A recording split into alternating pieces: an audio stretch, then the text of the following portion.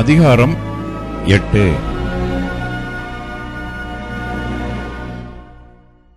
அர்தஷஷ்டா ராஜா அரசாளும் காலத்தில் பாபிலோனிலிருந்து என்னோட கூட வந்த தங்கள் பிதாக்கள் வம்சங்களின் தலைவரும் அவர்கள் வம்ச அட்டவணைகளும் ஆவன. பினகாசின் புத்திரரில் கெர்சோம், இத்தாமாரின் புத்திரரில் தானியேல், தாவீதின் புத்திரரில் அத்தூஸ், பாரோஷின் புத்திரரில் ஒருவனான செக்கனியாவின் புத்திரரில் சகரியாவும் அவனோட கூட வம்ச அட்டவணையில் எழுதியிருக்கிற 150 ஆண் மக்களும், பாகாத் மோவாபின் புத்திரரில் செரகியாவின் குமாரனாகிய எலியோனாயும் அவனோட கூட 200 ஆண் மக்களும், செக்கனியாவின் புத்திரரில் யகசியேலின் குமாரனும் அவனோட கூட 300 ஆண் மக்களும், ஆதீனின் புத்திரரில் யோனத்தானின் குமாரனாகிய ஏபேதும் அவனோட கூட 50 ஆண் மக்களும், ஏலாமின் புத்திரரில் அதலியாவின் குமாரனாகிய யெஷாயாவும் அவனோட கூட 70 ஆண் மக்களும், செப்பதியாவின் புத்திரரில் மிகவேலின் குமாரனாகிய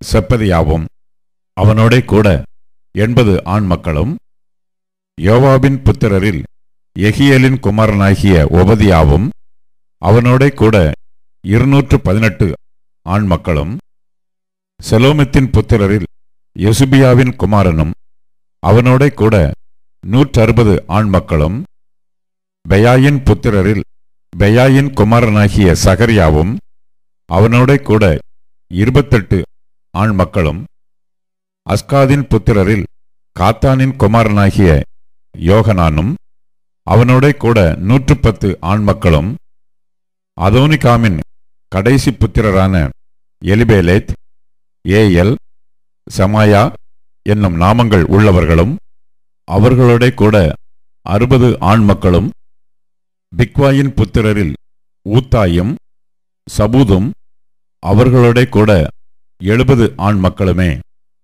இவர்களை நான் அகாபாவுக்கு ஓடுகிற நதி அண்டையில கூட்டிக் கொண்டு போனேன். அங்கே 3 நாள் தங்கியிருந்தோம். நான் ஜனங்களையும் ஆசாரியரையும் பார்வையிடும்போது லேவியின் புத்திரரில் ஒருவரையும் அங்கே காணவில்லை.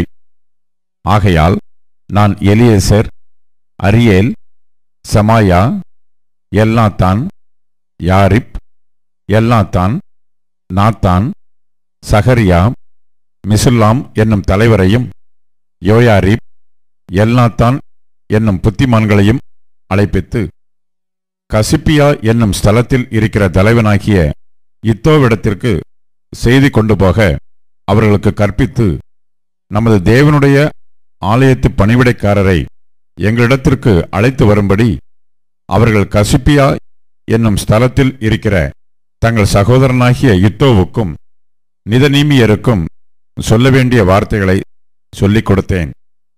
அவர்கள் எங்கள் மேல் இருந்த எங்கள் தேவனுடைய தயையுள்ள கரத்தின்படியே இஸ்ரவேலுக்கு பிறந்த லேவியின் குமாரனாகிய மகேலியின் புத்திரரில் புத்தியுள்ள மனுஷனாகிய செரபியாவும் அவன் குமாரரும் சகோதரருமான 18 பேரையும், மெராரியின் புத்திரரில் அசபியாவும் அவனோட யெஷாயாவும் அவன் சகோதரரும் அவர்கள் குமாரருமான 20 பேரையும், தாவீதும் பிரபுக்களும் லேவியருக்கு பணிவிடைக்காரராக வைத்த நிதனீமியரில் 220 பேரையும் எங்களிடத்தில் அழைத்து கொண்டு வந்தார்கள். அவர்கள் எல்லாருடைய பெயர்களும் குறிக்கப்பட்டன. அப்பொழுது நாங்கள் எங்கள் தேவனுக்கு முன்பாக எங்களை தாழ்த்துகிறதற்கும், எங்களுக்காகவும் எங்கள் பிள்ளைகளுக்காகவும் எங்கள் சகல பொருள்களுக்காகவும் செவ்வையான வழியை தேடுகிறதற்கும் நான் அங்கே அந்த அகாவா நதி அண்டையிலே உபவாசத்தை கூறினேன். வழியிலே சத்துருவை விலக்கி எங்களுக்கு துணை செய்யும்படிக்கு நான் ராஜாவினிடத்தில் சேவகரையும் குதிரை வீரரையும் கேட்க வெட்கப்பட்டிருந்தேன். எங்கள் தேவனுடைய கரம் தம்மை தேடுகிறவர்கள் எல்லார் மேலும் அவர்களுக்கு நன்மையாக இருக்கிறது என்றும், அவருடைய வல்லமையும் அவருடைய கோபமும் அவரை விட்டு விலகுகிறவர்கள் எல்லார் மேலும் இருக்கிறதென்றும் நாங்கள் ராஜாவுக்கு சொல்லியிருந்தோம். அப்படியே நாங்கள் உபவாசம் பண்ணி எங்கள் தேவனிடத்திலே அதை தேடினோம். எங்கள் விண்ணப்பத்தை கேட்டருளினார்.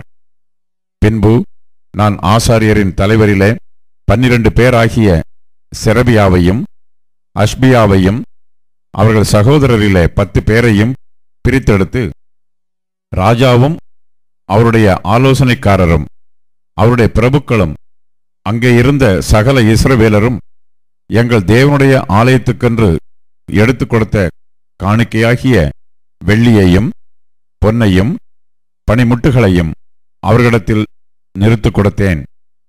அவர்கள் கையிலே நான் 650 தாலந்து வெள்ளியையும் 100 தாலந்து நிறையான வெள்ளி பனிமுட்டுகளையும் 100 தாலந்து பொன்னையும் 1000 தங்கக்காசு பெருமான 20 பொற்கிண்ணங்களையும் பொன்னை போல எண்ணப்பட்ட பளபளப்பான 2 நல்ல வெண்கல பாத்திரங்களையும் நிறுத்துக் கொடுத்து அவர்களை நோக்கி, நீங்கள் கர்த்தருக்கு பரிசுத்தமானவர்கள்.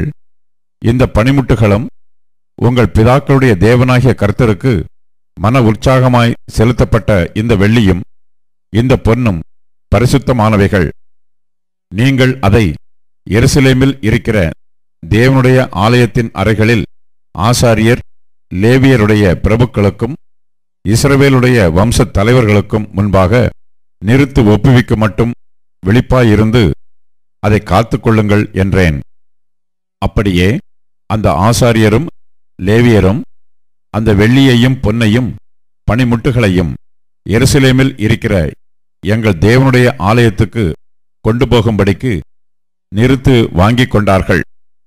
நாங்கள் எருசலேமுக்கு போக 1ஆம் மாதம் 12ஆம் தேதியிலே அகவா நதியை விட்டு பயணம் புறப்பட்டோம்.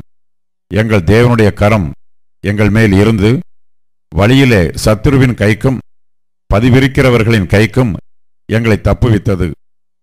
நாங்கள் எருசலேமுக்கு வந்து அங்கே 3 நாள் இருந்த பின்பு 4ஆம் நாளிலே அந்த வெள்ளியும் பொன்னும் பனிமுட்டுகளும் எங்கள் தேவனுடைய ஆலயத்தில் ஆசாரியனாகிய உரியாவின் குமாரன் மெரேமோத்தின் கையிலும் பினகாசின் குமாரன் எலெயாசாரின் கையிலும் எல்லாவற்றிற்கும் இருந்த நிறையின்படியையும் நிறுத்து ஒப்புவிக்கப்பட்டது. யெசுவாவின் குமாரன் யோசபாத்தும் பின்னூயின் குமாரன் நொவதியாவும் என்கிற லேவியரும் அவர்களோட கூட இருந்தார்கள்.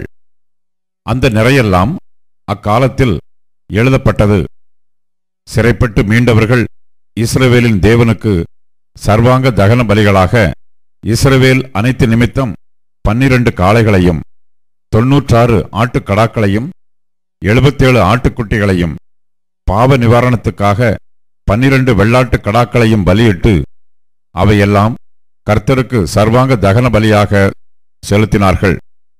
பின்பு ராஜாவின் சன்னதுகளை நதிக்கு இப்புறத்தில் இருக்கிற ராஜாவின் தேசாதிபதிகளுக்கும் அதிகாரிகளுக்கும் ஒப்புவித்தார்கள். அப்பொழுது அவர்கள் ஜனங்களுக்கும் தேவனுடைய ஆலயத்துக்கும் உதவியாயிருந்தார்கள்.